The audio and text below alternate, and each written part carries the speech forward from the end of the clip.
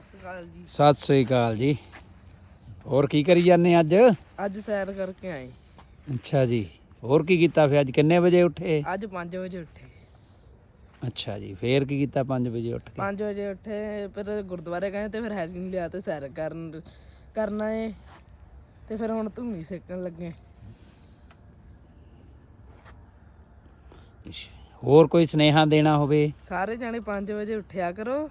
ਸਾਰੇ ਜਾਣੇ 5 ਵਜੇ ਉੱਠਿਆ ਕਰੋ ਅਤੇ ਸਿਹਤ ਵਧੀਆ ਰਹਿੰਦੀ ਆ। ਅਤੇ ਇੱਕ ਕੁੱਤਾ ਰੱਖੋ।